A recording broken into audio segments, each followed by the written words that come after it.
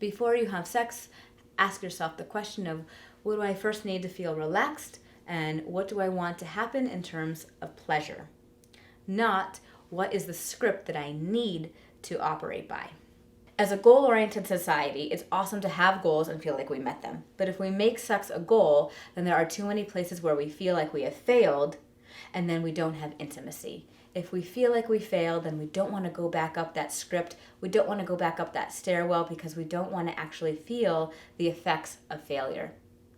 So we have to get out of the idea of sex being a goal, and we have to make it a source of pleasure. The other disadvantage of having sex on this script, up this stairwell, is that it says genital A must get on stage, have this strong erection, don't come too quickly. Genital B must get well lubricated, not have any pain, and we get together and we have this simultaneous orgasm.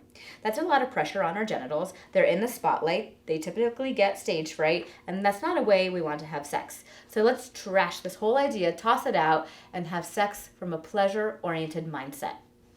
I call this the cheesecake of pleasure.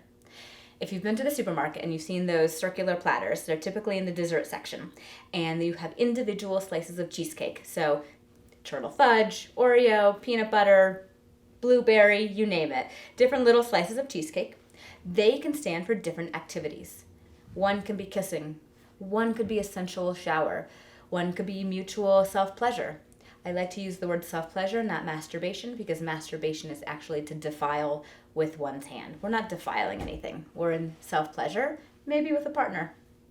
Another cheesecake piece could be intercourse. Another piece could be anal sex. Another piece could be having sex in the laundry room or in the living room. Another piece could be kinky sex. Another piece could be swinging from the chandeliers. I really have no judgment on the type of sex or the type of flavors you want to have, as long as both people consent. We want to make sure both people are enjoying their time, but they don't have to enjoy the time equally. So let's say you have a sensual shower. Partner A may be like, oh, I love this. I'm in the hot water and I'm naked and I'm in my happy place. This is awesome. It's a 10 for me. And the other person's like, oh, I'm a little vulnerable. I feel very on display, but I'm breathing into it because I learn all my exercises from physical intimacy and grounding my nervous system. And I'm actually enjoying watching my partner just lavish up this pleasure. And so I'm having pleasure, but it's more like a 3. I'm not at a 0. I don't need to get out, but I'm at a 3 and my partner's at a 10. We're still able to share space and have a good time, even if we're not having the same level of pleasure. The best way to use this cheesecake list is to first put together your own independent lists alone, and then come together as a team to find that Venn diagram space. So partner A may make their list, and by the way, if you have 2 flavors of cheesecake and that's it, that's okay. And if your partner has 16 flavors, also okay. The idea is now to come together and see what blends. You might inspire your partner with things you have on your list and vice versa. As we make our collaborative cheesecake, that's part 1. Because we can use this cheesecake any night of the week when we're just feeling like, hey, dessert feels like a good idea.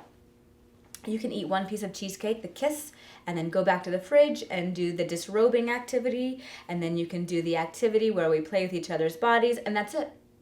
Or you might continue to keep eating pieces of cheesecake until you get to intercourse and you both have an orgasm, maybe at the same time, maybe not, but it's about the journey, not the destination. It's about eating the cheesecake for the idea of pleasure.